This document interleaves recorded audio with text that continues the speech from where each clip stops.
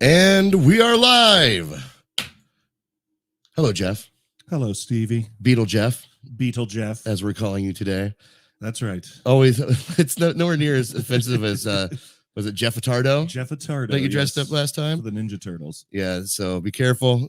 Jeff is in the house, so there might be some instances where he gets film triggered or film triggers somebody, because that's what Jeff does. Yep. That's Jeff. We need a theme song. That's Jeff. Oh, man. Okay. So we are watching Beetlejuice today. This is one of your favorite movies, right? It is.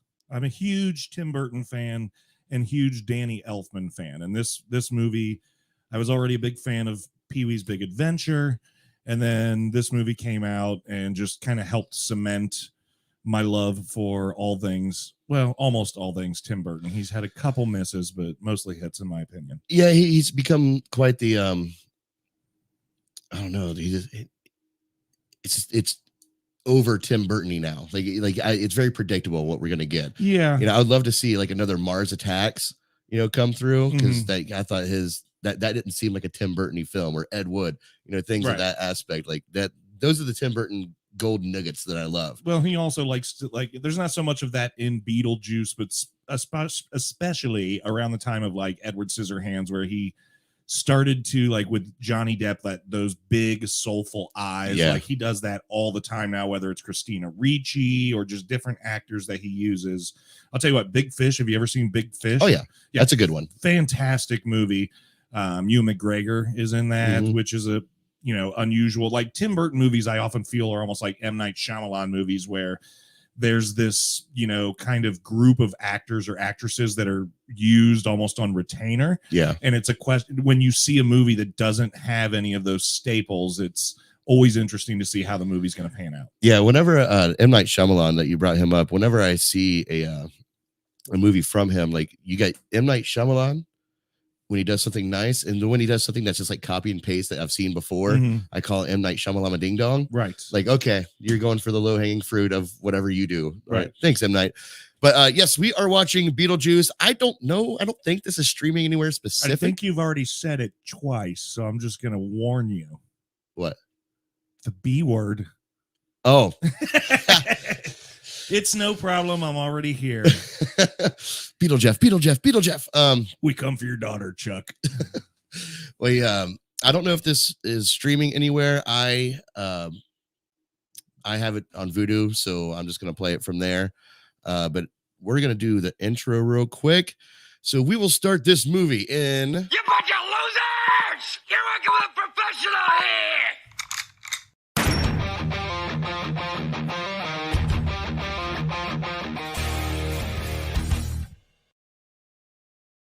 All right, let the show begin. Let's get this movie started.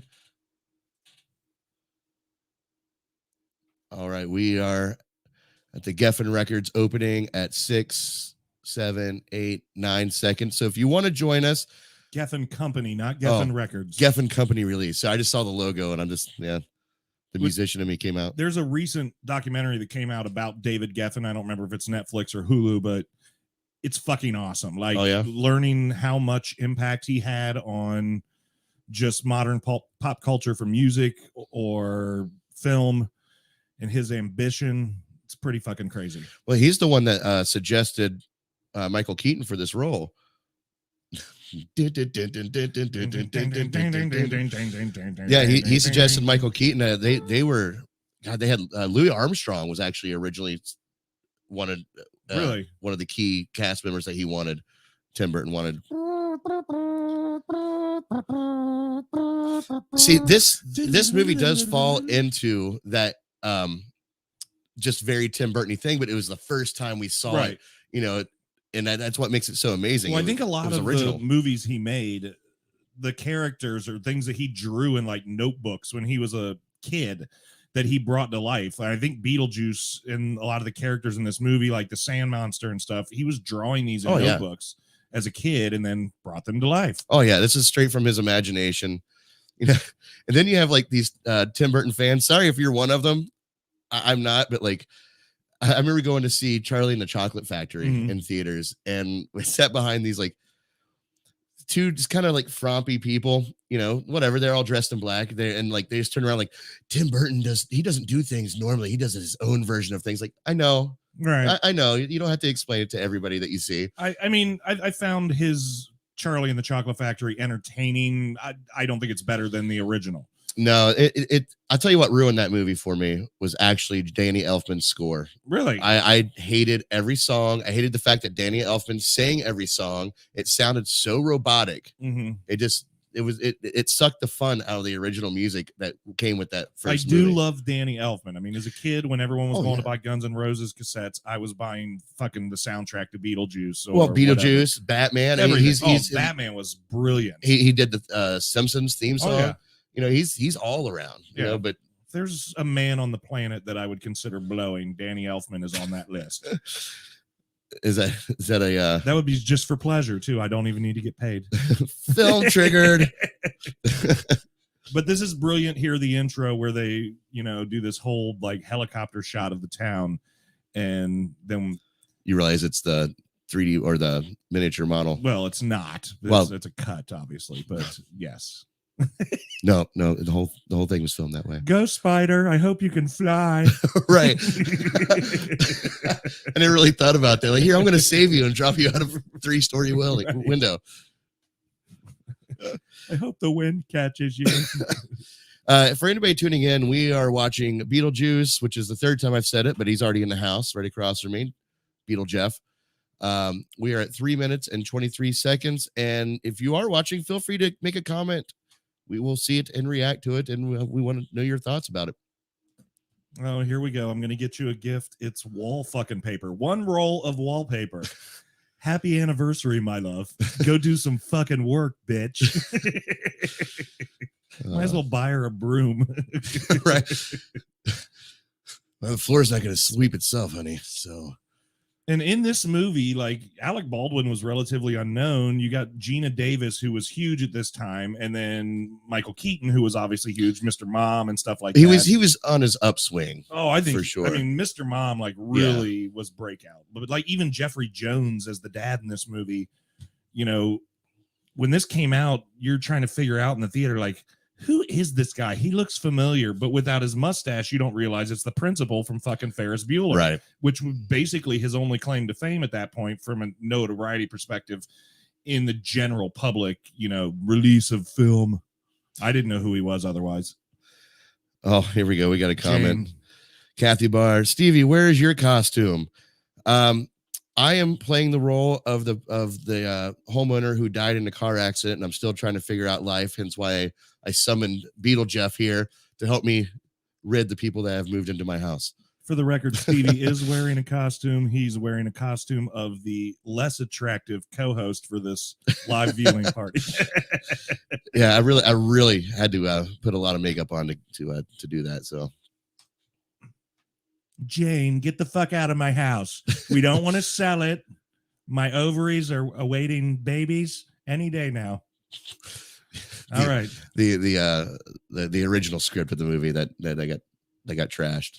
That's what you're repeating. Right. Now. Yeah. Alec Baldwin just put a tape in, and it was supposed to be a blank tape, but it turned out that the film crew didn't check, and it was actually a tape that had Harry Belafonte on it. Oh, yeah? No, that's a joke about the fact that with the recent happenings with Alec Baldwin. Oh, yeah. The recent happenings of Alec Baldwin. Oh, boy. For anybody that doesn't know, I'm sure everybody knows, but there was a slight mishap where Alec Baldwin was using a prop gun in the newest movie that he's shooting. I think it's called Rush or something like this. Or it would have been called that. Yeah, and he accidentally, it had a round in it, and he accidentally shot and killed the cinematographer for the movie. Now, for the record, the cinematographer had been slacking all week. So they were looking to get rid of her anyway. Film triggered. As Stevie would say, too soon, yeah, Jef. Too soon, Jef. All right, here we go. We're going through this rickety old bridge. It doesn't look that rickety. No, it looks pretty stable. This is a fucking dog that kills things. All right, now they're going to go into... There's that dog foreshadowing people. Hey, Ernie. We'll wave at you when we drive back by and see if you've not died of old age yet. So this is a PG movie. Yeah. And it has an F-bomb in it. It shows Michael Keaton doing the stroking off motion. Right. It shows him grabbing his nuts. How do they get away with an F-bomb in a PG movie? I thought tentatively they didn't. It just kind of went under the radar. Like, really? It just went under the radar. They saw, I guess, probably skimmed through it and just said, oh, yeah, this is PG, and missed those little nuances that would have made it a PG-13 movie. But even the creators of it are like, we're not sure why it's PG. It just somehow slipped through the cracks when they were doing the rating for it. So I want to point out Maitland Hardware, that he just went and picked up some shit. First off, he's a horrible business owner. He's fucking at home working on a model instead of trying to make money for his family. And secondly, he's just stealing from his profits. There's that dog, you piece of shit. Now I'm going to imagine that the creek they're about to fall in is pretty shallow, but we'll suspend disbelief. Right. This is a cute little scene with the dog where it's just that little bit of weight. See ya. Yeah. Very Looney Tunes. Yeah. I don't know. That car has some buoyancy. It looks like it's going down pretty deep. Well, the whole back half was still sticking out. Rolled down the window, because you also know back in those days they weren't probably power windows. Right, of course not. Yeah. So all you had to do was just roll the fucking thing down and swim out. So clearly these two are, the car may be buoyant, but they're not. Well, that's when we learned the airbags is what killed them. Right. But this is very clever. And I will say, like, how far are we into the movie? I mean, the fact that we are 8 minutes and 35, 6, 7 seconds. See, that's awesome, because it hasn't felt forced. They've established these characters, but at the same time, they're already dead. Yeah. You know, they've already moved into the second phase, the most important phase of the movie, instead of fucking trying to build that up for a half hour. Yeah, you're right. They did go into that pretty quick. Yeah. I love it when movies do that. Like when as long as they don't make it feel forced, like they're skipping over too right. much shit. Like I bitched on my podcast about Malignant, where I just felt like the first 5-10 minutes, they just tried to shoehorn too much shit to set it up, that it made the fucking acting seem awful, which it probably wasn't, because it felt fine later in the movie. Right. It was just, they were forced to say lines that wouldn't be natural to the character. It was too forced. That's a guilty pleasure movie of mine. I liked Malignant. I know. I liked the way it went, but it took me a minute to realize that it's supposed to be cheesy. Like they purposely did a little bit more comedy than you see in, horror movies. They did it deliberately. So I wish the characters would remember this moment where she has no problem moving a physical item. And then later it's like, we can do that? Right. Oh, yeah. Right. Yeah. Because right now she's pretty much showing the signs that she's a vampire rather than a ghost, because she is picking up objects and doing things like this. Yeah. And he picks up the book, but that's the book for the dead. The handbook for the recently deceased. Yeah. Yes. You got it. Yes. For the audience and for Stevie, I'll let you know that I've probably seen this. This will be somewhere in maybe the 50th time I've seen this movie. I think I saw it 3 times in the theater in 1988. Are you like me? Like when you love a movie, like you just don't mind watching it over and over again? Oh, fuck no. Yeah, there's certain movies that, even though you know every line, like you still get excited for parts that are coming up that are coming up. Dude, I'm like that with I've been on a Halloween kick lately, obviously with a new movie coming out, but like I cannot get past Rob Zombie's Halloween. Like I fucking love that movie. Oh yeah. And I've watched it probably 10 times in the past 2 weeks. Just like I'll just put it on, like not all the way through, like I'll put it on as I'm going to bed, but like I don't know what a lot of people hate that dialogue in that movie, but to me it's like they explain the perfect storm of what created that character. Right. I love character studies like that. Let's see what we got going on today. Oh, the Maitlands. Hey, a little asshole trivia. Oh yeah. Back to you. How many minutes of film time does Michael Keaton have in this movie? I'm going to say it's pretty low. I'm going to guess 18 minutes. What's the answer? 18 fucking minutes. Wow. Yeah. Okay. Well, I figured it had to be less than a third because so much of the movie takes place without him. Well, it was going to be less, but because now, how do you feel to try and be an asshole and do trivia and I get it right like you did to fucking me? Hey, bud, yeah, karma, right? Yeah. It was supposed to be less, but during like the test when they're playing the movie for the test audience, they loved Beetlejuice so much that they added in that last scene where he's sitting in the waiting room. Okay. They added that in just to give him more screen time. Mm-hmm. Which, again, speaking of like the waiting room or the sandworm from Saturn, all the like stop animation or the real actual prosthetic designs and costumes, if they would make this movie today, like it wouldn't have the same look in that waiting room because you wouldn't have like I have over my fireplace. You've probably seen it. It is a 4-piece painting of Beetlejuice in the waiting room on the couch, grabbing the woman's legs while her torso is on the other side of it. That is what my wall mounting in my living room is over my fireplace. Asshole trivia question 2. You ready? Shit. Whose legs are those that he's touching on the couch? This is going to be a total guess. I'm going to say Cindy Crawford. Nope. Tim Burton's girlfriend at the time. Okay. There's, unless you knew that, there's no guessing. Right. Unless you magically just guessed it like you did 18. So, well, no, I did not know that at all. Yep. Oh, you're not on the bed. I would, if this movie did get like a CGI makeover, I would like to see like that sandworm world get done a little better.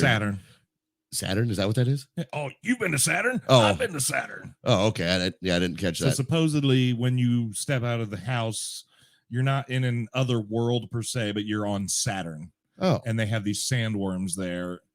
And so that's why you'll hear Beetlejuice later in the movie when he sees the yellow dust on Maitland's shirt or whatever. He's like, hey, you've been to Saturn? I've been to Saturn. That's a pretty good impression. Thank you. I've seen this a lot. Here comes Jeffrey Jones and Olivia Deetz, which played by Catherine O'Hara, who is a fantastic fucking actress. Yep. And again, was probably not huge at the time. So you had a lot of middle, like low names. Winona Ryder was more famous probably at the time than Catherine O'Hara or Jeffrey Jones. Has she done the Godfather movie yet? She probably done Heathers with Christian Slater. Yeah, I knew she did Heathers. Well, no, Heathers and this came out the same year. Okay, so they shot those back to back. Delia, I don't know why I said Olivia, but yeah, Winona Ryder's only 17 in this movie. Really? Mm-hmm. Have you seen Schitt's Creek? Oh yeah, I love it. Yeah, that's a good one. She does so good in that show. Moira, Bebe. Johnny Rose. That accent she does is just so pretentious and over the top and perfect. And you can tell because I've actually watched the series 2 times through. And the second time I watched it, because I just watched it during COVID for the first time and then loved it so much that like 3 months later, I'm like, you know what? It's a short enough series. I'll watch it again. And you can really see how her development of that accent grows over the first couple seasons. It's not nearly as pronounced in the first 2 seasons. Right. But I love Chris Elliott as well in anything. And his role in shit, he's amazing. Otho. Deliver me from L.L. Bean. I loved him in Demolition Man. Oh, yeah. I forgot that he was in that. I love that movie. Demolition Man. It's such an askew thing, concept. Talk about a movie that I would like to see a sequel to. The only thing I want to see about Demolition Man, in addition to the movie, is how exactly do the fucking seashells work? How do you wipe your ass with a seashell? Well, maybe we can ask the audience. If you have any theories on how the 3 seashells work from Demolition Man, please give us your illustrations below. And here's where she's going to spray paint mauve on the wall, and he's going to say, "You read my mind." Spoiler alert. Here it is.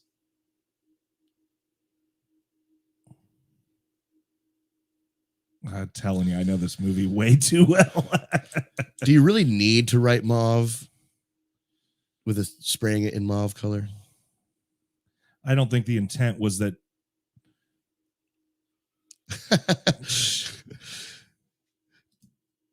See, I love this. I love this dynamic here. Yeah. You're like, Just push her corpse out of the way. Pushes her corpse out of the way. Ozzy and Harriet. Just throw them on the floor.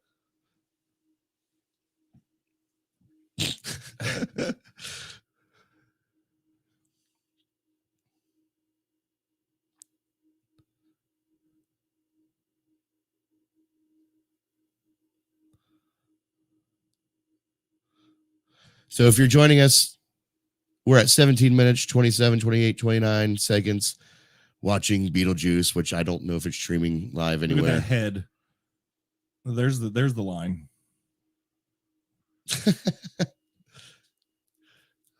Where'd she get the bloody knife from? I don't know.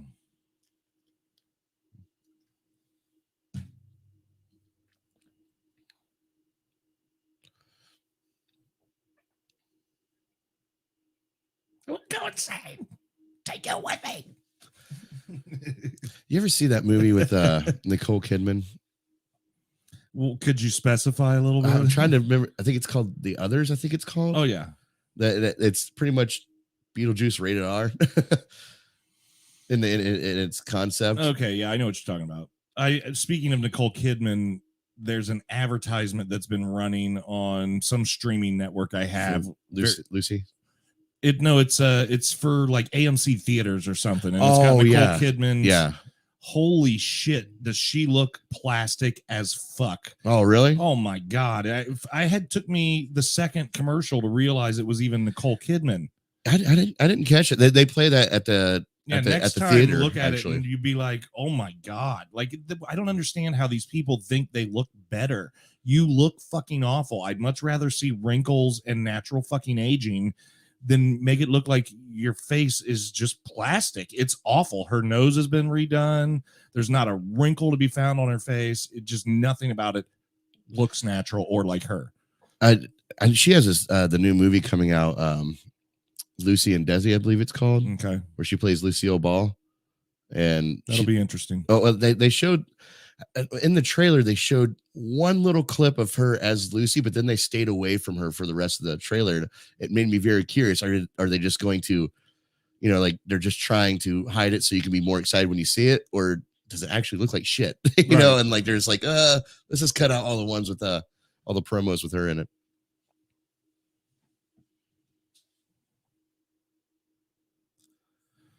Saturn. You been to Saturn? I've been to Saturn. We come for your daughter, Chuck. See, I'd like this to get a much better treatment with green screen, and this would be a good CGI scene right here.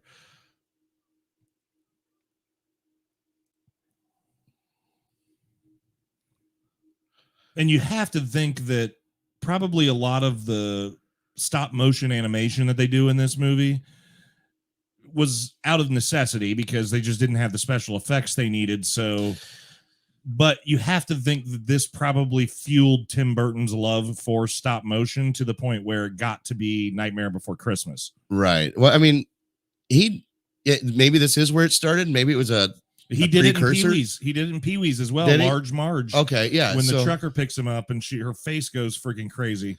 So like, he actually did a neat little stop motion short about Vincent Price, about a kid wanting to be Vincent Price. I've seen that one. Was that before this? No, okay, I don't think so. But like, I think he's always had a love for it. That's one thing you got to love about Tim Burton, man. Like he adds those elements that they're passion for. Was there much stop motion or any in Batman? There was that weird cartoon Batman that walks out when you first see him. It's like a bird's eye view. I don't remember. I mean, obviously Mars Attacks was very CGI. Yes, and rightfully so. Right, rightfully so. And that's okay. That movie's allowed to do that. Right. Because it looked like a 1950s B movie with our technology, with CGI, and that works because the CGI is cartoony and that adds to it. If it looked too real, Right. You know,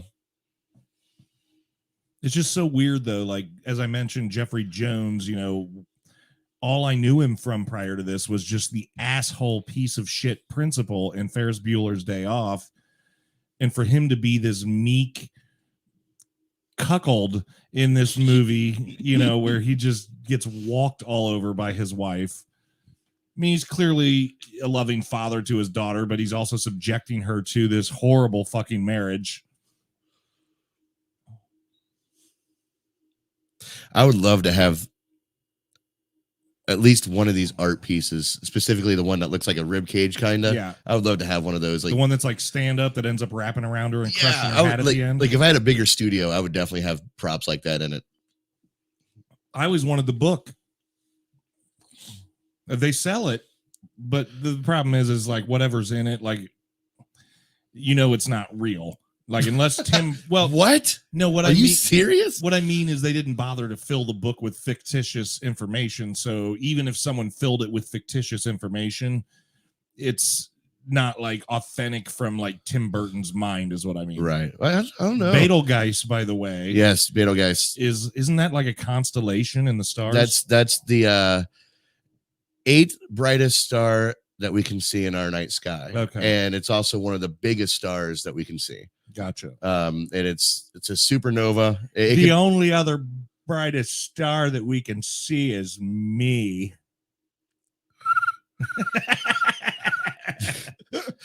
Yeah, but there was this dude's water's just shooting everywhere. There's the whole reason why they ended up going with Beetlejuice, like you could tell there was an evolution. Like they didn't think people would get the name, right? You know, and so they dumbed it down to Beetlejuice. But even like the original flyer for the movie had Beetle. There's your favorite sculpture. Had Beetle Space Juice in the original promotions for this movie, and then ever since then it's been mushed together. Like they tried to call it many different things, like House Ghost or something like that. Ghost House, I don't know. And speaking of the movie poster, I will also point out, in addition to the 4-piece painting over my fireplace, I do own that movie poster. Since I bought that painting, I don't hang it anymore. I have 3 more Tim Burton movies. I've had Edward Scissorhands, Mars Attacks, and Big Fish hanging on my walls. But I do own the Beetlejuice movie poster.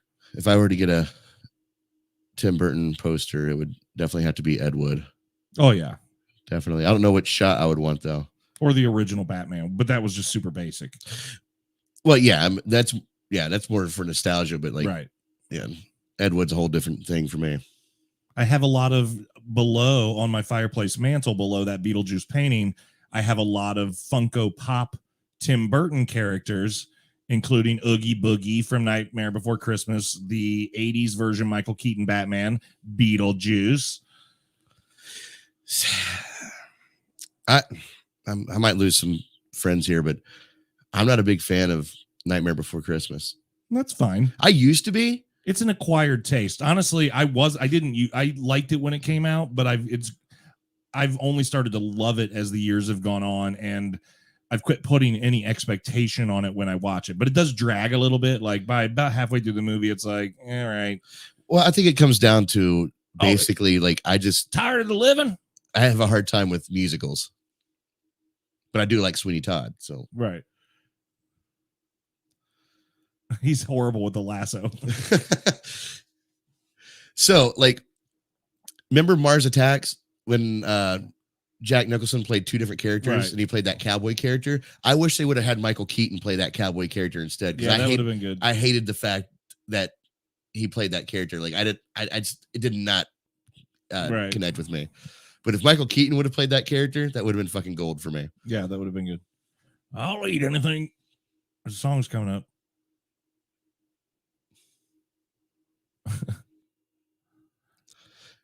Say it twice, 3rd time's a charm. I'll eat anything you want me to eat. I'll swallow anything you want me to swallow. Come on down now. Chew on a dog. Whoa! I think I actually put that clip into my review for Mars Attacks when I was trying to sell that Michael Keaton should have been this cowboy and character. Obviously the Jack Nicholson cowboy character kind of almost talks like Beetlejuice. So yeah, I don't know if they thought it was going to be a surprise, like, ooh, surprise, it's Jack Nicholson, Right? like when he takes the hat off, like with Tom Cruise in Tropic Thunder. Yeah. But I think the Tom Cruise thing is a lot more difficult to establish that that's really him under the makeup. Yes. With the Jack Nicholson thing, anybody who watches that movie and it's like, I didn't realize that was Jack Nicholson. It's like, oh, how did you not fucking notice? Right. It's obvious. Just because they put sunglasses and a big nose on him, you basically might as well just bought the fucking Groucho, glasses that you would buy as a kid with the big plastic nose. Oh man. Knock 3 times. But see, all this was very clever and also probably very cost effective. Like they don't have to build some portal. He just goes up to a brick wall and writes on it with chalk. Whoever did the mortar work for that brick needs to be fired. Oh yeah, that's awful.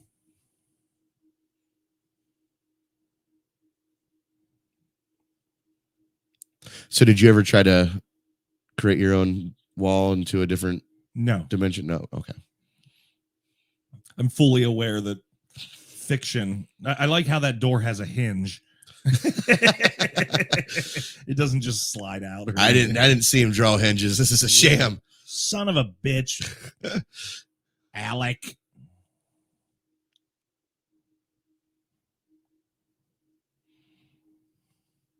And now the house looks weirder. Is that a real house? I don't know. Oh. Asshole Trivia Part 3. Oh, shit. Where does this sweater show up later in the movie? Ooh. Where does this sweater show up later in the movie? And it's like this red and white, almost looks like a Christmas sweater, but just got birds on it. Right.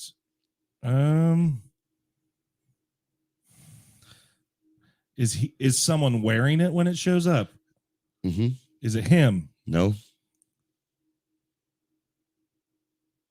Is it his buddy that comes the investor and he has like a suit jacket? Then I don't know. You know what? I'm gonna make me wait. Put a pin in that one, and I'll show you when it shows up. You're gonna be like, "What the fuck?" But then it's also gonna make perfect, complete sense of the character in this movie that's wearing it. So gotcha. Yeah, like I love the smoking dude, just the shakes that he has. That stupid shark. There she is. Shrunken head. Dude with the bone lodged sideways in his neck. Still wearing his bib. See, I love this, man. These little things right here is what makes this movie fucking great. Yeah, the number. He doesn't even look at it.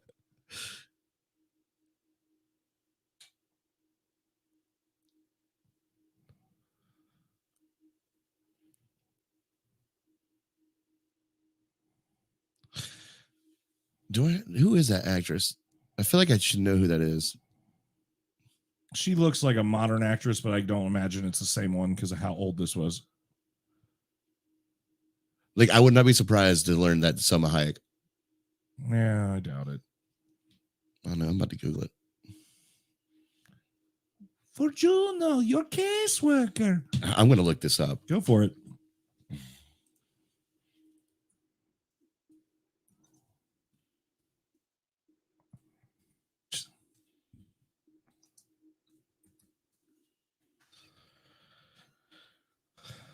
No, Patrice Martinez is who played that.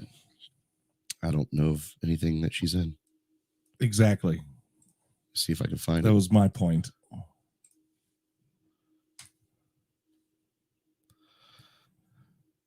She was in Three Amigos.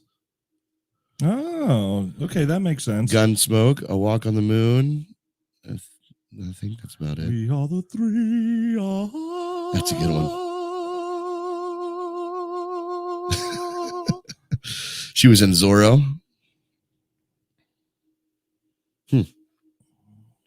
Some acting credits there. All right. So I guess you could say Winona Ryder was the very first Tim Burton girl. You know, like those cartoons that he would draw all the time. Right. She's like the first living embodiment of what those sketches were. Right. Trying to cut down myself.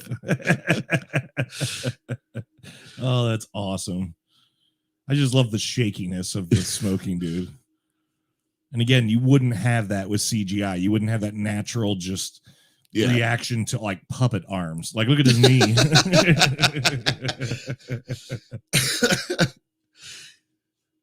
This is practical effect magic right here.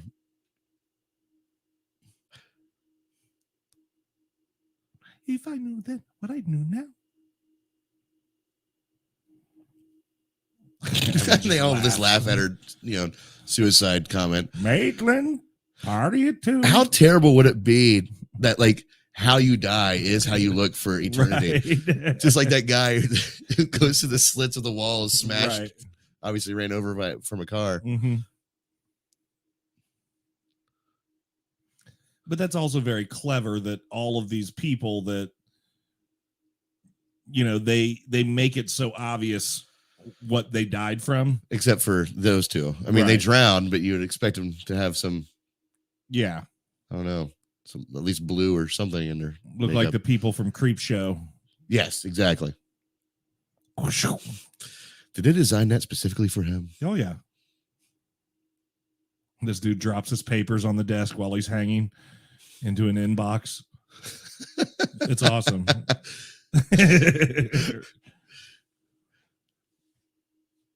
If I had enough money, I would definitely have a house that has a hallway exactly like this. Oh, that's awesome. Yeah. That's actually the hallway that's in the background of our stream right now. I've actually contemplated building the Beetlejuice fireplace exterior that's at the end when they morph it during the wedding. Yeah. And replacing my existing wood one with something like that as like a facade. Nice. Yeah. Because again, I've got freaking Beetlejuice picture hanging over the fireplace. That would make perfect sense. I could see you doing that. Yep. I've researched it. Look at the dog house on the left.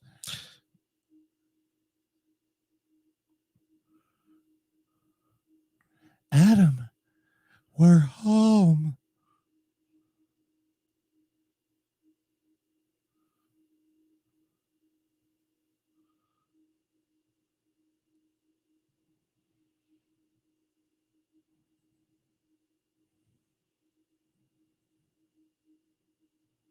Oh, I had it backwards. Not even that fireplace, though, when it tweaks at the end and gets all janky and like angular. Yeah. For the wedding, he changes. There's Juno.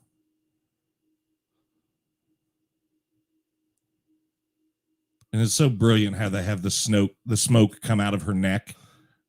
I know. I want to know the backstories of how like.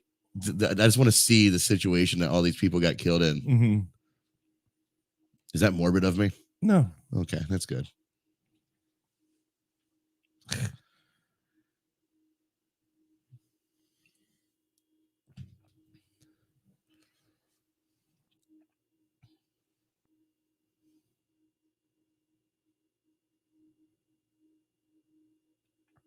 It'd be an interesting life to live in, like if ghosts were known just to be real.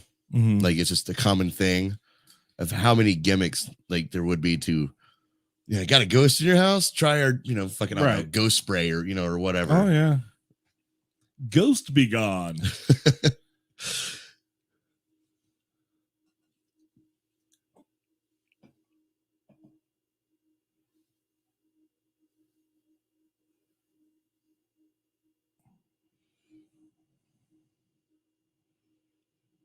Are they still in their home? Yeah. It's been so redesigned, though. That's why, like, it's indistinguishable. Oh, they were gone for, 3 months, right? Yeah, at least. Yeah. Well, I think she said, 3 months. Okay. Yeah. Fucking Alec Baldwin's hairy chest coming out of his top of his t-shirt. Fucking looking like hamburger meat. Jesus, I thought that was hairy. And it still doesn't compare to Robin Williams. No. I wonder how annoying that was, like to have that whole system, of her, that smoke coming out of her neck. Yeah, it's probably just a tube going up underneath the appliance. I mean, they didn't do a big to do about trying to make it look like it's not just a flap in front of her regular neck. Well, like you think of like Back to the Future, okay? That whole sequence for like that when his and Back to the Future Part 2 when his jacket dries itself. There's like literally a crew of like 5 guys and like all these intricate tube systems to make that happen. Right. Like I wonder if there's something like this, if there's like 4 crewsmen, I doubt laying on the floor, one squeezing like a, like a smoke thing up there. I don't know. Puff. Bye-bye. Don't call Beetlejuice. He's got a zagnut down with a fly.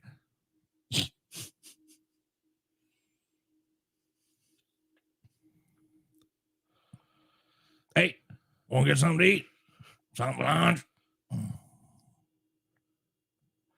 Oh man, when we get to it, I'm going to have to majorly point out just how bothered I am during a certain sequence of this movie. Okay.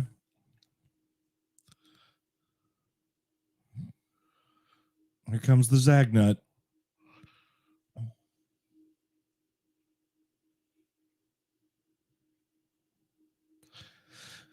Would you like to see a sequel to this now? Probably not. Yeah. I don't know that I would want to see a remake, nor would I want to see a sequel. And here's one of the big problems with the sequel. If Michael Keaton is reprising the role of Beetlejuice, I mean, you'd have to do so much CGI to not have him look aged. And I don't know, he's aged pretty well. He has aged well, but at the same time, he shouldn't age in this afterlife, And if all of a sudden he's able to come back from getting eaten by a sandworm, then what's the fucking worry of getting eaten by a sandworm?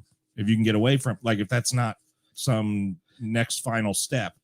Yeah. Well, to your first point, you say, they don't age in the afterlife, but there was a room full of skeletons in there. That's true. And I was thinking when it came about, I was like, does this happens? They've been there for so long that they just eventually just become bones. Maybe. But I don't know, that it was so close to being done because everybody was on board. I just remember they're still talking about it. Well, I just read something today about the doing the research for this movie that the screenwriter who was supposed to write that said he just could not get the right script down. Right. And he's like, hopefully somebody can. He says, but for this movie specifically, so many people love it that there's a billion ways to fuck it up and only 4 good ways to do it. And he couldn't find. I used to watch the Beetlejuice cartoon. Oh, even. Yeah.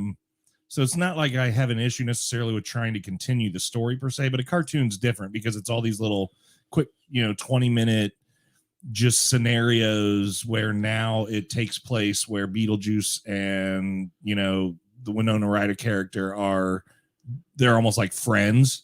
Yeah. I used to watch that cartoon. Yeah. But I don't know that I need to see further development of this story. I mean, some stories just need to be left the fuck alone. Did you know there was going to be a sequel to this, like right after this one? It was called. Ready for this? Yeah. Beetlejuice Goes Hawaiian. Oh no. Yeah. Ernest goes to camp. Dude, yeah, the ghoul goes west. Yeah, no, it was the homeowners in this one were going to buy a hotel in Hawaii. Oh no. And the ground that they built on is full of spirits, and they call Beetlejuice. I see.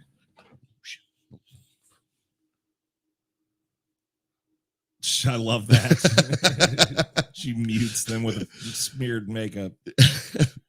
The Valium is working hard with this. You can't wake her. She's sleeping with Prince Valium tonight.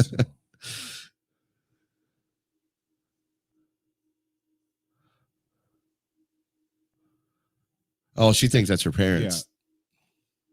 Yeah. God, remember Polaroids? Oh, yeah. I don't think they spit out that quickly, though. No feet.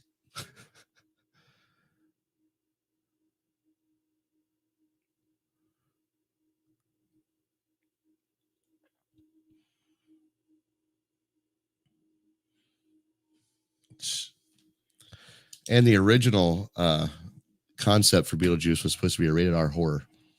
I could have got you with these trivia questions. Yeah, you could have. Well, I would have assumed when you said it was PG, I would have assumed this was PG-13 just because of the F-bomb. Right. It was supposed to be it was already written as an entire script of just a rated R horror movie about, and Beetlejuice was supposed to be this like demon looking character with, bat wings and but he had two personalities when he wasn't like in full Beetlejuice mode. When he was like the friendly person, he was actually supposed to be this almost like Arabian guy, like just in a shroud and very very quiet, but like it had like he was going to be a rapist. I'll eat anything you want me to eat. I'll swallow anything you want me to swallow. Come on down now and chew on a dog. Yeah, I like that. Well, I'm glad it ended up the way it did. Well, yeah, because Beetlejuice, I was going to say, he was supposed to be a rapist and a murderer. That's why he was dead. He was like killed by the townspeople or whatever. Jeez. Yeah, it was going to be crazy. That's very dark.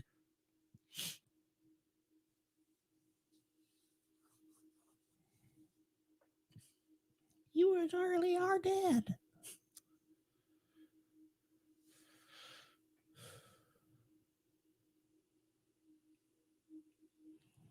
I don't know if I would ever have the patience to do a miniature town like that. I definitely would not, because I would never have the desire to even start it in the first place. And then when I did, I'd say, what the fuck am I doing with my life? Well, I get obsessive about things like that. So like those, like the Cade Proof film Lego videos that we did was kind of meticulous in that sense, because we would build entire sets out of Legos, and we used stage lights, fog machines. We just went all in to make these things. But it was so meticulous. I got burned out on it. I'm proud of her for using a knife correctly. Yeah, I'm amazed that she's even cooking. As pretentious of a character as she is. Fair. Oh, the sweater. Is it around her waist? It's her pants. That's weird. So she has it on like upside down? Yeah. Oh my goodness. I've never noticed that. There's your fun fact for the day. That's a odd choice, but I guess it makes sense that she just... Yeah, is that head hole still there? Well, but she's probably... But she's so narcissistic that she just, anything she wants to make art, she doesn't give a shit if this might be my husband's favorite sweater. I'm just going to turn this into fucking pants. I wonder if there's somewhere on the cutting room floor of this movie of him going, where is my sweater? Or making making commentary of like, is that my sweater? Yeah, I wouldn't be surprised.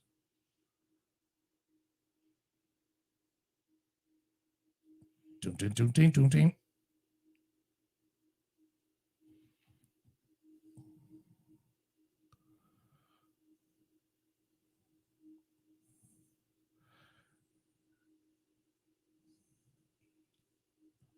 Beetlejuice.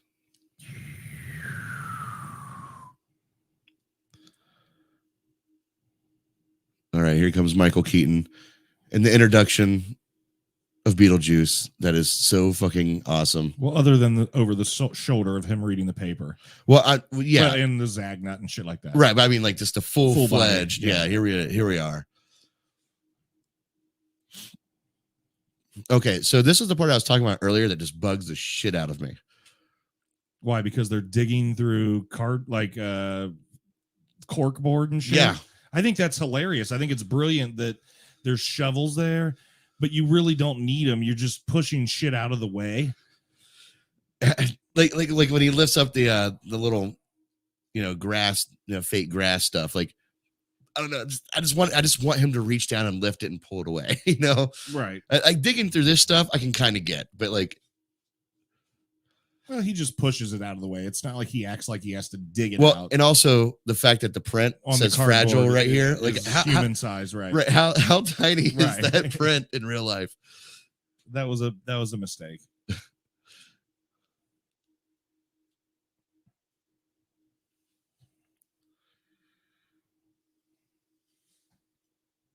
Do you need a beer? Not yet. I got some beside me. Thank you for asking. Nope. You don't need to knock. And he comes out in his like subway conductor hat. Oh, by the way, today's episode is brought to you by Voodoo Ranger Imperial IPA. That wasn't a drinking noise. Babs.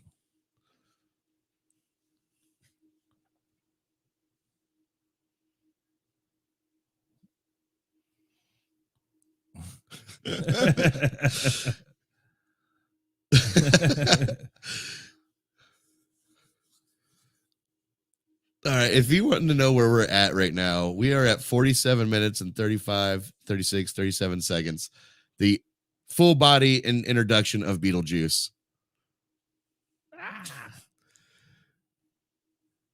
See, I would love to see a sequel to this just to get more of this. I want to see Michael Keaton just do that. I don't care if the movie sucks. It's like Dumb and Dumber 2. Right. When Dumb and Dumber 2 came out, I didn't care if it sucked. I just wanted to see it happen. I was going to like it whether it was good or not.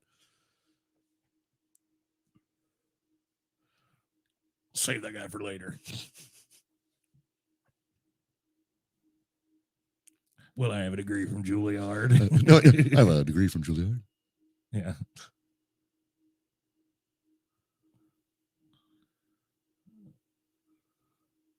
"67 times, and it gets funnier every single time I see it." That was almost the intro to the video. Nice. Am I qualified? But I couldn't find the right place to edit it out because I just wanted to play the whole thing. Right. So it became too extensive.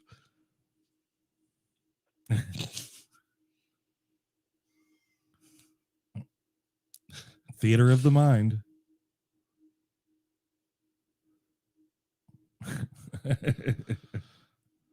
Lifting her skirt with a stick. What? Everything about this character is fucking icky. He's wearing the same clothes. You shop at the same store.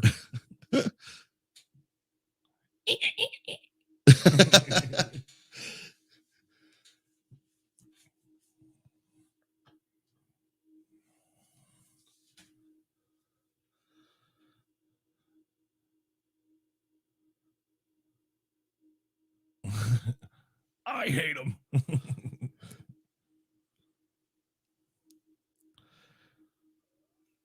mean, I wish I could share the screen where we are in the movie so people can just see a little glimpse, but it won't let me do it. Well, It is just a black screen when it shows up.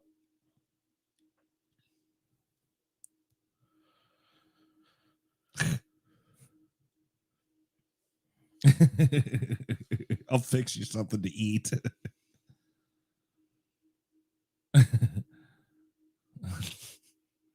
You bunch of losers.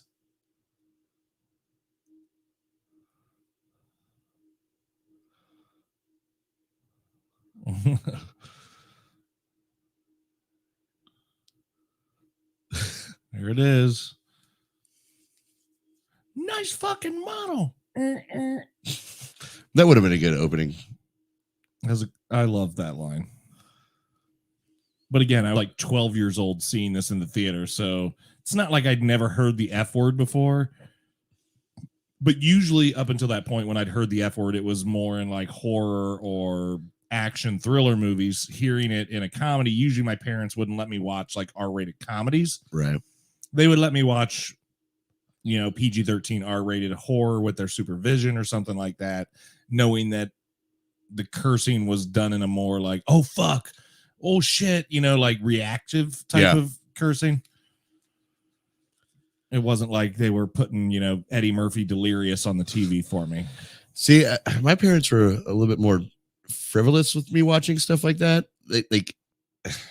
They kind of didn't care for a while until like have I told you about the Freddy Krueger story? I don't think so. Okay, so I was obsessed with Freddy Krueger when I was like 3-4 years old. Mm-hmm. And I'd watch it all the time. Like my mom and dad would find me downstairs watching. I remember you telling me that. Yeah, watching Nightmare on Elm Street at like 2 a.m. by myself. And they asked me once, or they asked us kids, hey, what do you want to be when you grow up? And my brother said he wants to be like a police officer or a fireman. I said, oh, I want to be Freddy Krueger so I can grow up and kill all the girls. Oh my God. Right. And they go, okay, well, no more of that. We definitely need to keep on what Steve's watching. He's very influenced by what he sees in these movies. Stevie's on a Blue's Clues diet. Yeah, after that, like I wasn't allowed to watch Simpsons. I wasn't allowed to watch Married with Children. Yeah. It's with this scene coming up, it's weird. Like the choice to use so much Harry Belafonte in this movie, like 3 or 4 different songs and maybe it's because it was easier to get licensing for one specific artist and just use multiple songs, but there's no other song, I don't think, in this entire movie that's not Danny Elfman composed that isn't Harry Belafonte. Well, and even at the beginning when the Geffen Company logo shows up in that day, that's Danny Elfman. Right, but it's basically this song. Well, yeah, it's just I'm just saying Danny Elfman did the vocals for that. Yeah, for that specific part.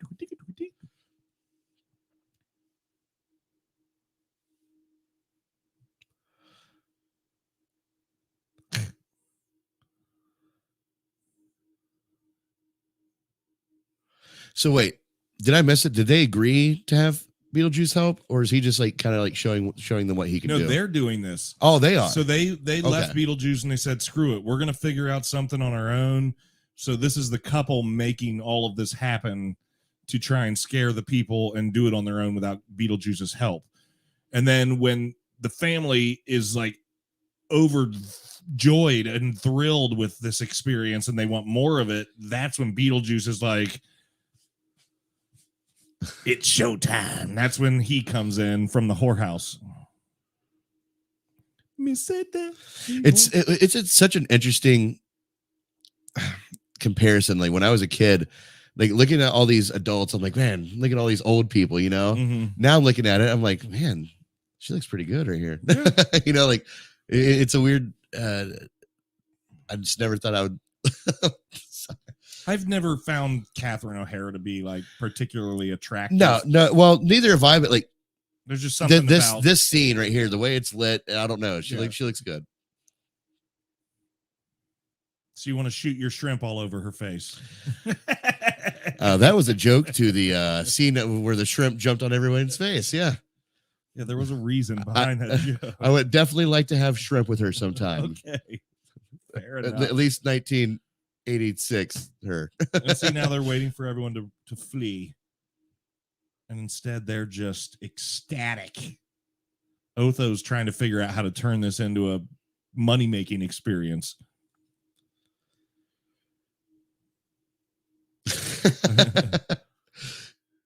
You can wear any sheets you want.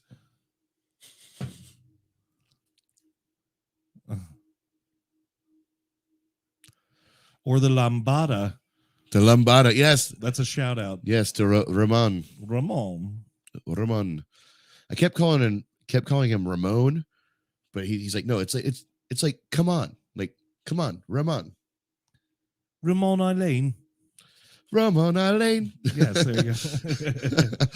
Roman noodles. Nah, I've made that one before, yeah. Okay. I wish he would have joined, man. Like he'll bring out some crazy ass shit out of nowhere. I'm sure we'll interact at some point in the near future. Otho.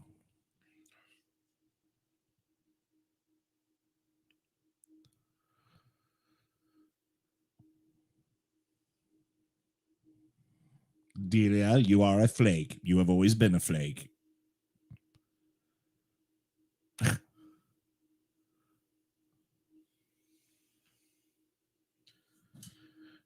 So Jeffrey Jones, I guess he's a Tim Burtonite. He shows up in quite a few Tim Burton films. He was in Sleepy Hollow. Yeah, Sleepy Hollow. I was trying to think of the other ones. He was in... obviously, you have like there's your staples, like obviously Johnny Depp, Helena Bonham Carter. Yeah. Who? She's in Big Fish. Well, and Tim Burton has a kid with her also. Oh. He shoot his shrimp all over her face? Not obviously not her face, but yeah. Well, she has such big soulful eyes that I have a feeling that her ovaries are located in her cranium. Yeah, it's a little surf and turf that day. Oh my god. Extra tartar. Oh boy, here we go. How many times do I have to bring up my film triggered?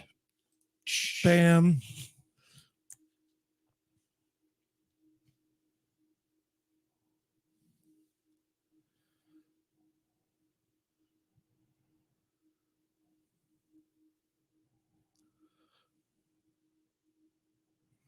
All right. I'm not going to make it through this movie without a piss. And Go there's for a it. scene coming up where they're going to reactivate Beetlejuice, and I can take this piss and be back before that happens. All right, go.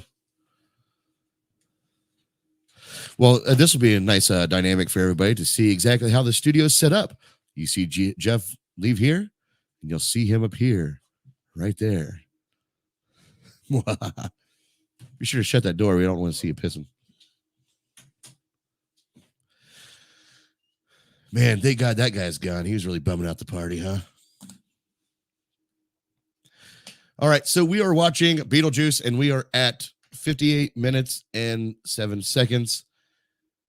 And Jeff went to go take a tinkle.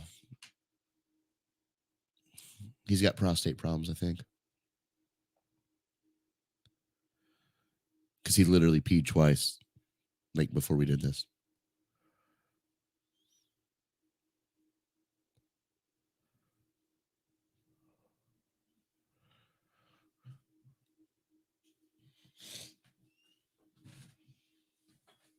And he's back. I was just discussing your prostate issues. I don't have any prostate issues. My stream is strong and reliable.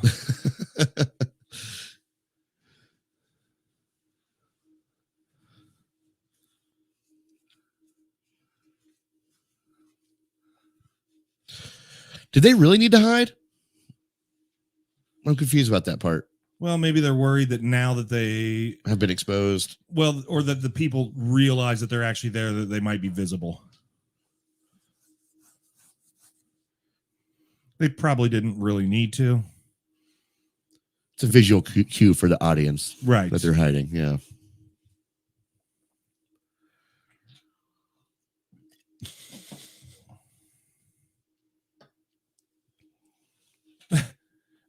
If I'm properly motivated. He reminds me of like Templeton the Rat, the character from Charlotte. Oh, yeah. Good morning, Charlotte. It says humble. Well, I could if I was properly motivated. Deliver me from LL Bean. You know who was really inspired by that character, or by that human rather, cartoon character later, off of American Dad, the alien, Roger. I've never watched an episode of that show. Oh yeah, Roger the alien. That makes sense. I've like heard that, yeah. clips. That sounds. What was his name? Why am I blanking on that actor's name? Paul. Oh, it's gonna drive me nuts.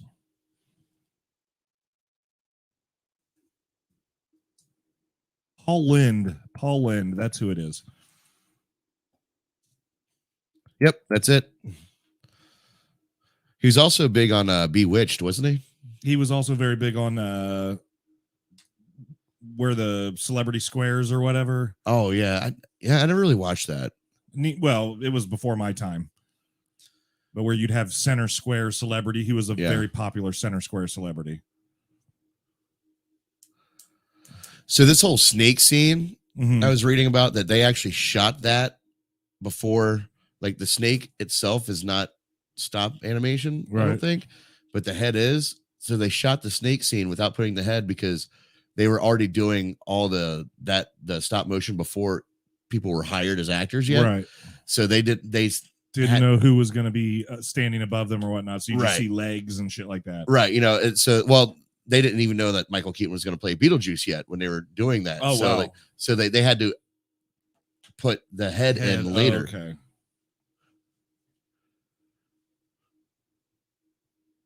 Edgar Allan Poe's daughter.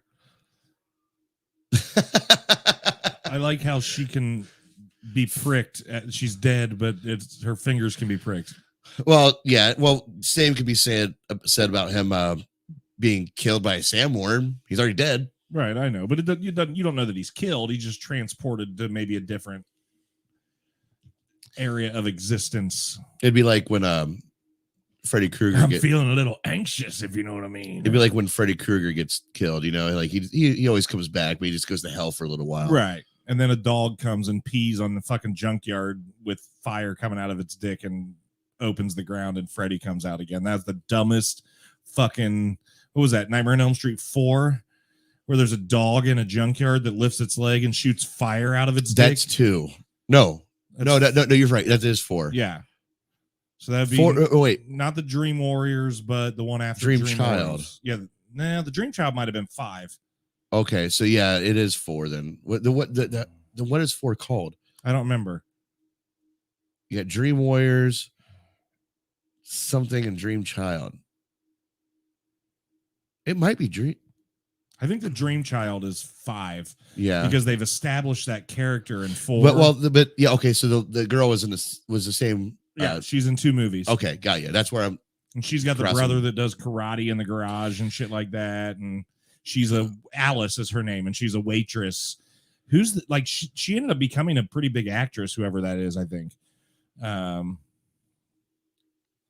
Whoever played Alice in Nightmare on Elm Street 4 and 5. I love this. A whole football team has died in a plane crash, but they don't understand that they're dead. They look worse than the Maitlands. Than the Maitlands? The family. You're saying that they don't look like they drowned or anything. Oh, yeah. I forgot that it was he survived. Name.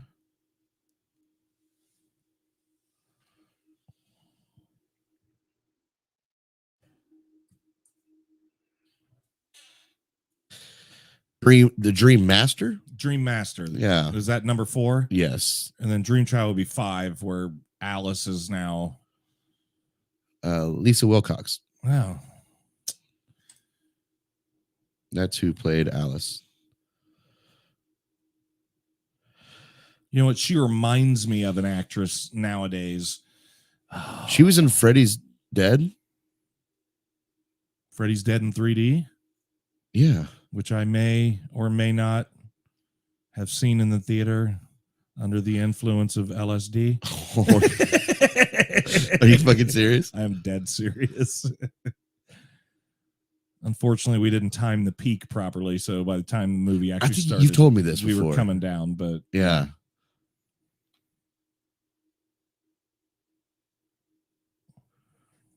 She was also in Bill and Ted's Excellent Adventure. That's probably why she's prominent in your head. Yeah, she also, she reminds me of, I think her name is like Dallas Bryce Parker or Dallas Bryce Dallas Parker. She's in, look up Dallas Bryce, Bryce.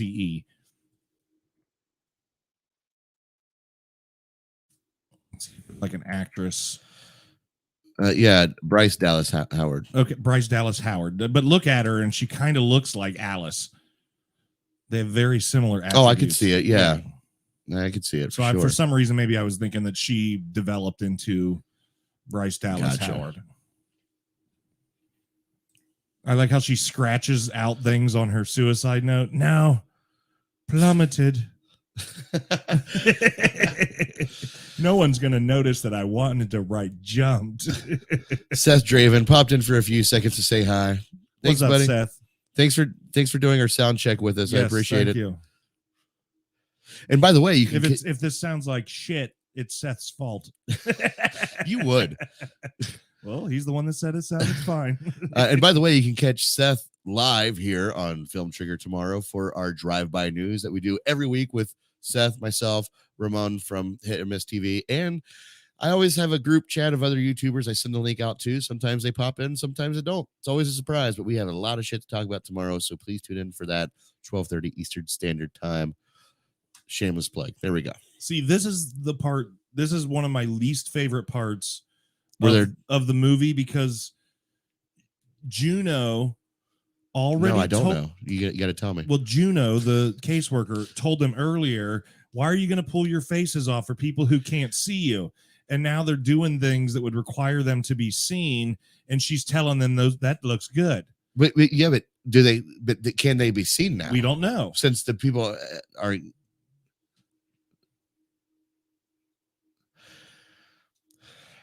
I'll tell you what, I mean, that's relationship goals right there. I'd love to do a male and female costume of that right there. Yeah. That would be a good one. And it would be relatively easy. I mean, you just need the masks. Yeah. But instead, my relationship costume is with my buddy Shane, and we're going to go to a party as Harry and Marv from Home Alone. So right. Now that as I've gotten older and I'm plumper, I always thought it would be great to have a Halloween costume where I'm just wearing a t-shirt that says large, and the lady I'm with, it has a t-shirt that says in charge, and we're going as large and in charge. That's some shit my mom would do. Like that's like so easy homemaking homemade costume. Like one recent, like couple years ago, the Love Benders, the last Halloween show we did, I just wasn't feeling it that night for some reason, and the fucking band could never come together on like a group costume that year. So I was like, fuck it, I'm not going to waste a bunch of money. So I just put a "Hello, my name is" sticker on my shirt, dressed like normal, and wrote Steve on it. And when people say, "What are you dressed as?" I'd go, "Steve." All right, that works. Not you. Oh, didn't say Stevie. I never noticed how many watches he's wearing in this movie. Oh yeah, like an armload. But he's got to keep up with the time in all the different time zones because he's ethereal, so he's probably accessible to the entire world at any given time. Fair. A living hell.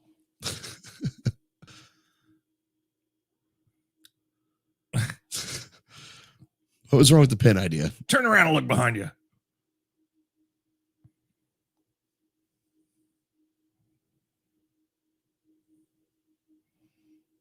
I would suck at charades. Turn around and look behind you.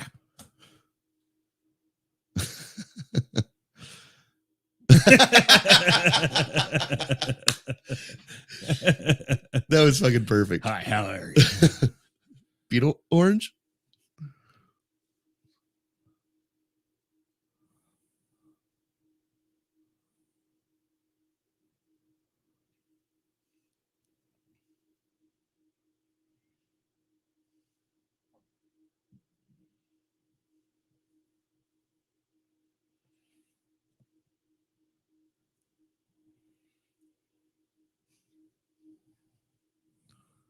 This is like date rape right here from a Beetlejuice perspective. She just wants to say no, and she's on the fence, and he's like, "That's sad. Just let me put my shrimp on your face." Call back. Fucking dick nose over here.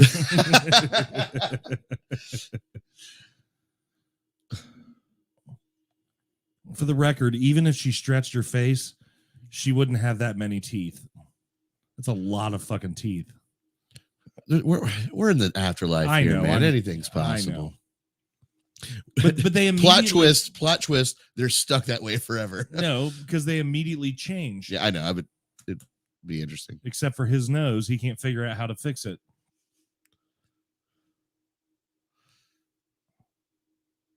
I don't know what to do.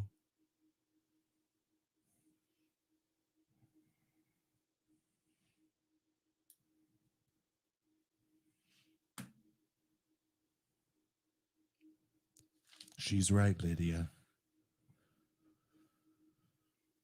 With his big, long, bouncing fucking nose.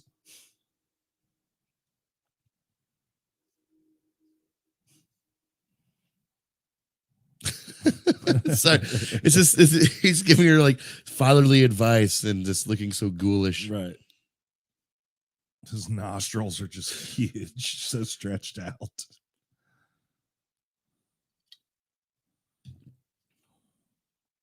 I forgot about that. Yeah. And then he smashes it in. Which that's very clever how they made him do that, and you don't see like nose popping out below his hand or whatever. What do you think they did? Was it like a quick like almost Bewitched thing? You know, like I don't know, but it was well done. Being that it was clearly a big ass prosthetic.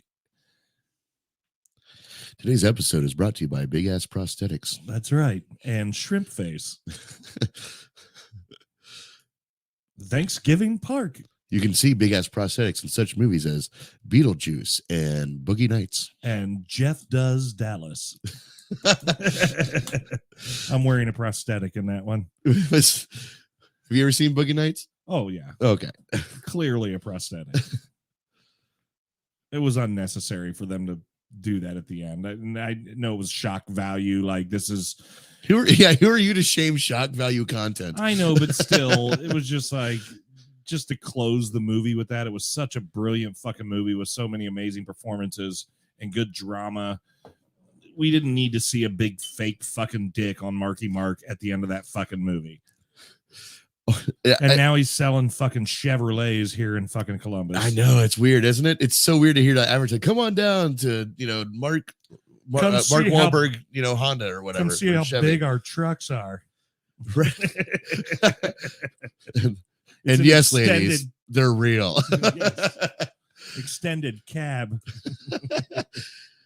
Oh yeah, I wonder if he got that deal through doing the Transformers movies, because he literally came out with I think he's just an entrepreneur. His brother's always had a restaurant. Yeah, the like Wahlburgers. Yeah, so I think he was just looking for ways to take money that I have now and turn it into an investment that doesn't rely on like the stock market and shit like that. And you know what? One business that you can never go wrong in, almost as good as funeral homes, is fucking car dealerships. Yeah. People always need new cars and food. So like they're really. But for anyone who's looking to start a business, I'll tell you the best business to start is a funeral home. Yeah, it is a guarantee. People fucking die. And I honestly, not everyone buys a car. Everyone dies, and the people who can't eat, they also die. So you get that business right. All right, here we go. It's the summoning. Oh, real quick, I wanted to say, going back to that Boogie Nights Mark Wahlberg prosthetic, the only thing that sold that in that movie was when I saw the MTV Video Music Awards, and they did an award for the best prosthetic. Oh, and he didn't win, but they did this whole bit where the penis prosthetic was wearing a top hat, so you could, and he's like, "This is ridiculous! I should have won!" Like stormed out of the award show. I think it's funny that the handbook for the recently deceased has a fucking conjuring for the humans on how to bring the spirits back. Like, he's reading from the book of the handbook for the recently deceased in order to figure out how to bring them back. Why would it have information for humans on how to bring spirits back when it's a handbook for the fucking dead people? That's an interesting thought. Yeah. I wonder if that's actually in the book. And we rise to be. Like I wonder if you actually get the book, that prop book that you were talking about. I wonder if that's really in it. Well, I would bet you that everything that they reference from the movie in the book is in the book. But I know you can buy the book, and the outside, the cover and everything looks identical to that book. But I wonder if it's just like a notebook, like blank pages inside. No, like you gotta know, like these movies, they actually do their due diligence when coming up with these props. Like typically, like books, like even like languages and stuff, they usually have it all pretty planned out. This was so early in that era before like there was an internet presence to sell shit like that they didn't come out with that book until 20-30 years after the movie was made. So what's in it? Yeah, that's what I said earlier, is when I said I don't feel like it would be really authentic, like coming from the mind of Tim Burton per se, as much as somebody just trying to fill pages. Unless the book said written by Tim Burton, then I would buy it. Yeah, right. I would still want to own the damn thing, even just if it was blank pages, value, just to set it on my fucking. Yeah, it'd be something that would go in the studio here for sure. Yeah. just like on a coffee table. I would like use it as a fucking centerpiece. That's what a goddamn Beetlejuice. I love that. Like the crusty, broken hand and shit, the fucking feet curling up. You get some weird fetishes, bro. No, I just think it's awesome, like showing the quickness of age and death and decay that's happening to them, just the way the skin is crackling and the foot is curling up. I hate feet. I fucking hate feet. I was in the middle of that podcast, and Yes. then I turned it off because I had to do the whole music thing. So I haven't finished that. I'm halfway through. Have you gotten to where I talked about feet yet? And footwear? A little bit. I Okay. think I stopped in the middle of that year. I think you were just talking about flip-flops. Yeah. Yeah. I hate feet. Fucking hate feet. Yeah, I'm not a big feet I fan. comment on the podcast that I would rather be shit on than have someone jam feet into my mouth. I did hear that. And then you immediately thought, okay, I need to explain that I never have done that. Right. And I don't want to. Hey, look, he's wearing my outfit. Fucking copycat.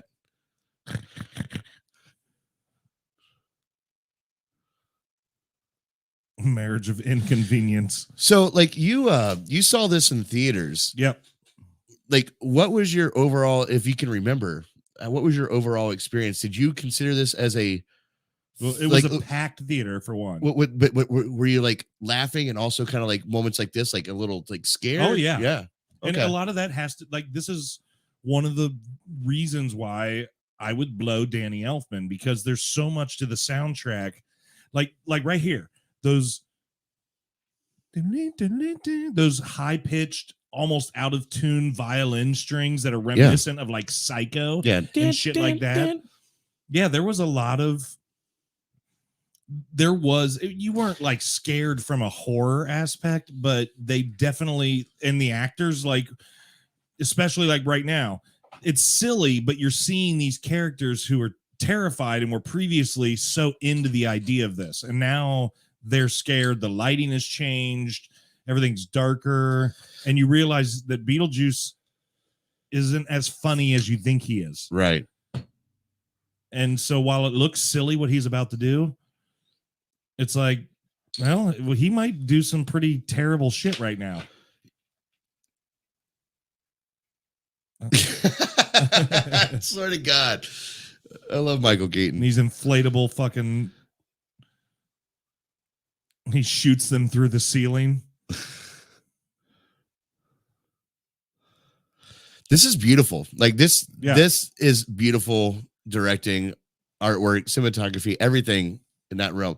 And as you said, Danny Elfman, definitely doing it, bringing it home with the score. You know, they actually did that in the new Halloween movie. John Carpenter actually scored the newest Halloween movie, and they did that classic Halloween tune, but with the violin strings. Yeah. Maitland's here.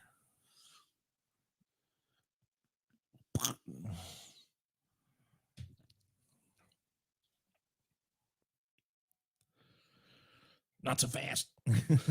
Not so fast, round boy. Is that what he says? I think he says, not so fast, round boy. We're going to have some laughs. And he puts him in a leisure suit. It's like, it's awesome that he's so pretentious that the scariest fucking thing he can imagine is being in a leisure suit. It's funny. I never thought about that. Like I don't think I ever looked at that and understood what that joke was. But now you basically explained put him it for in me. the worst of style. It's good. But just goes to show that everybody's idea of horror and nightmares and things like that is completely different. I like how he runs the comb through his hair once, like it makes a difference. Shall we? So if Beetlejuice showed up in your life, he would put you up next to a giant foot. Yes. A giant foot that just walked barefoot into a gas station bathroom. or he'd replace my shoes with flip-flops and toe rings. Or even worse, those fucking shoes that you can buy that every toe is separated. Oh my God, I'm gonna throw up in my own fucking mouth. I hear those are really good for outdoorsy shit. So yeah, I like outdoorsy shit, and I've never needed to separate my fucking toes. Okay, I've done 3-day camping excursions, 20 miles canoeing down the New River in Virginia. Never have I needed my toes to be fucking separated by my shoe. See, that's a good. I know it sounds stupid, but those 2 holes in the ceiling that they showed, that's good continuity that a lot of fucking directors would have missed in the background, is to show something that had happened, 3-4 minutes earlier. This is the fucking fireplace. There you go. Yes, this is the facade. And you should make like your fireplace poker holder that guy. Nobody says a B word.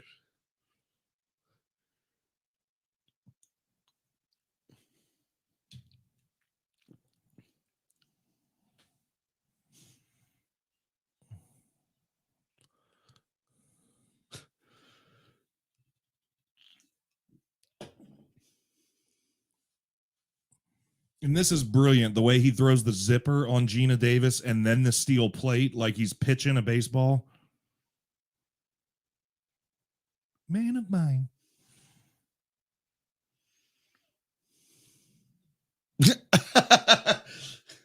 Could you imagine what that would feel like, having your teeth and gums ripped out of your mouth?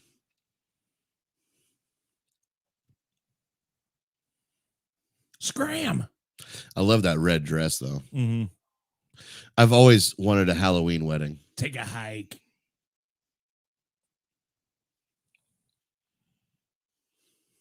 Luckily, the truck in his model is a functioning combustion engine inside of it. There's the zipper. That was a very good investment he made. Right, I love this. Bam! It's just fucking. See that goes back to that like Bewitched sort of directing. Yeah, the quick cut. But it's just done so well.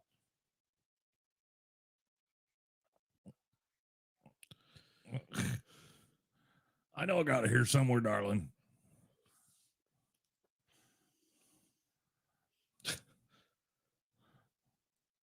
Takes it off another person's finger. Could you imagine what sex with Beetlejuice would be like?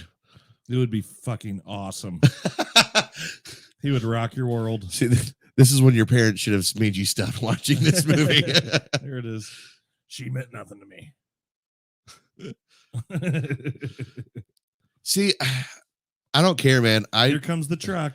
I want another Beetlejuice movie. I just want to see Michael Keaton do this again. Look, if there was another Beetlejuice movie, I would be excited for it and I would watch it. But it's kind of like I'm a huge one of my favorite bands, probably my favorite classic rock band, is Led Zeppelin. And one thing that I love is after Bonham died, I don't love that Bonham died, but I love that they've never done the money grab that all of these other bands like Journey, and like Journey's fucking touring with a Filipino fucking 25-year-old as the new singer. He's probably older than that at this point, but you got all these bands that's not the original band. They're all fucking like, there was a like Alice in Chains when they got their new singer. Oh, fuck that. Alice in Chains is one of my favorite bands. I've never listened to an entire album of any of the new Alice in Chains stuff because it's like, it sounds way overproduced to make him sound like Lane Staley. It does, but it's also in my mind. It's just, there's just certain things you don't like. This is what the band was. Move the fuck on. Yeah. Don't try and create a 2.0 version of something that will never live up to the fucking original. And that would be my concern with a Beetlejuice 2, is that somehow it would sour my overall taste for Beetlejuice in general as now being a franchise and not just a standalone movie that was fucking classic. Well, yeah, but you're I'm not sure if your comparison is correct there. Like you're talking about, replacing musicians and continue the show going on. But come out with the same musicians. But if the full cast comes back, then it becomes like almost a passion project. And I like that. I liked how excited Winona Ryder was to do it. I love how excited Tim Burton was to do it. I love how excited, I don't think you could have Alec Baldwin or Geena Davis in it though. Because again, I don't think you need to. Yeah, okay. I don't think you need to. But no, I could see where if it was written properly, that there could be a reason and a good sequel to this movie. My concern is the way that Hollywood is nowadays. That actual fucking script. There you go. The Living and the Dead. It reads like stereo instructions. He likes it.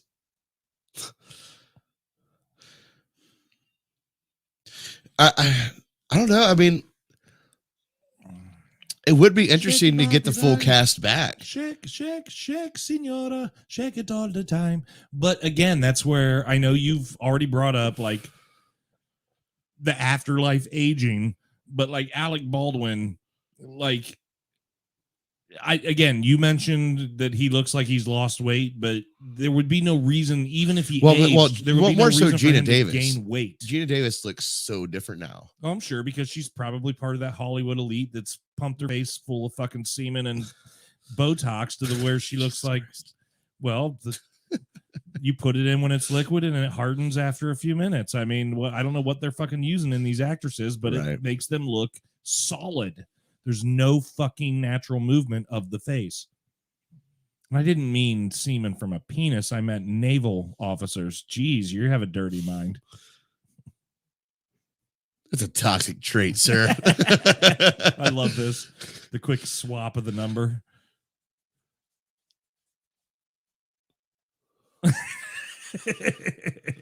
It's such a big 4 to like, you know, whatever billion. Looks like I'm next.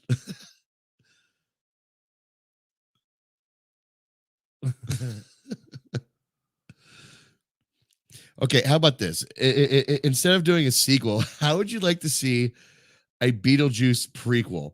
His life. That's exactly what I was just thinking. That I would be totally into, because I think the backstory of Beetlejuice, and I don't even necessarily need to know like who he was as a human, but just seeing like some of the shit that he's been through, because clearly like Juno, the caseworker, when she comes in, she knows exactly who he is immediately and cautions against him. So these people in the afterlife have run into Beetlejuice as this rogue, you know, guy multiple times. So what are some of the things that happened that got him to this point and caused him to be this outcast? Like, why did they even let him in the waiting room there? You know? Right. Yeah, he should be like completely banned and shit like that. But yeah, prequel, I would be fucking all about. Like, it's the sequel that's the problem, because I feel like they would feel too inclined to carry on stories and character lines from this movie. And I feel like this movie closed perfectly. I don't need to see what fucking happens with the Maitlands or what happens with fucking Lydia. I don't give a fuck. Well, Beetlejuice is the thing I want to see for more than 18 minutes this time. Right. And that's where I kind of disagree with you, because I would like to see, her name's Lydia, right? I'm Lydia. so bad with character names. Lydia Deetzes. I would like to see like almost that cartoon nostalgia come back in, where they did form this relationship, this friendship, you know, and like see them play into that, maybe just a hair. All right, here's how they could do it. So Winona Ryder is made a resurgence on Stranger Things. Yeah. So I think in the upside down world of Stranger Things on the next season, Beetlejuice needs to be a part of the upside down world and interact with Winona Ryder. It's gonna be like when they came out with the movie Split, it ended up being a sequel to Broken or Unbreakable, right? That they sneak it in. This whole time, Stranger Things is the that's right, unintentional sequel. And she goes, "Oh my god, so long ago, I used to go by Lydia." Yeah, I could see it. Well, even if you look at some of the weird lizard looking creatures in Stranger Things, like the evil things that come after you, they're almost like small miniature versions of the sandworm with legs. They've got the big elongated snout, the sharp teeth, the big long tail that looks like a snake. Huh? Sure, that works. Oh, there it is, ladies and gentlemen. The creature's name was Tony Cox.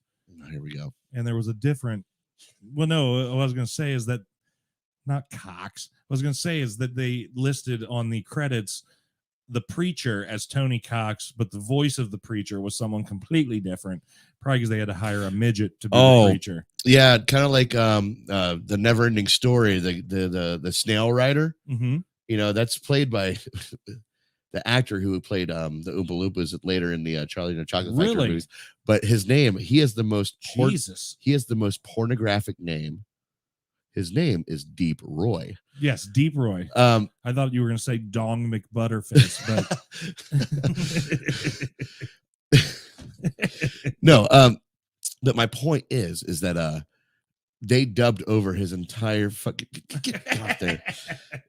See, Jeff really likes to make me uncomfortable.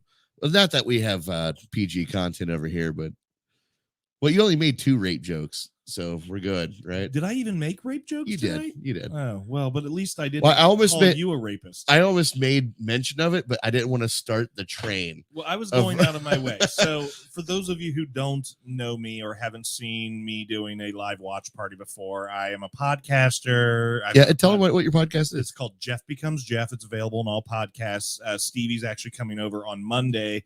We're going to knock out 2 episodes in one night. Yep. The main one that we're focused on is going to be a Halloween special of the Jef Becomes Jef podcast that's going to come out next Thursday. You can find it. It's released every Monday and Thursday. However, I do Jeff with 1 F. By yes, I do skirt the line of PC political correctness, not because I want to be offensive or because I'm a bigot, but because I want to try and create an awareness for our modern society as to how stupid sometimes we are in our overreaction to things. And I'm hoping maybe that I can affect just a few people that might change their outlook and be a little less thin-skinned about shit. But in our previous 2 live watch parties, I have made in each one a comment that made Stevie just go, oh, no. Here we go. They were probably borderline, what if you didn't know me, they would have sounded maybe a little bigoted. And I made a joke to Stevie before we started the Beetlejuice watch party. I said, well, luckily there's no black people in Beetlejuice, so we don't have any worry of me making a racist comment. No, I'm throwing myself under the bus. I know. I'm just saying that, luckily I felt like this was the least offensive live viewing party that we've done yet. Well, but even For me, there's a reason why I keep inviting you back. Just know that, but don't run with that. All right. You know what I mean?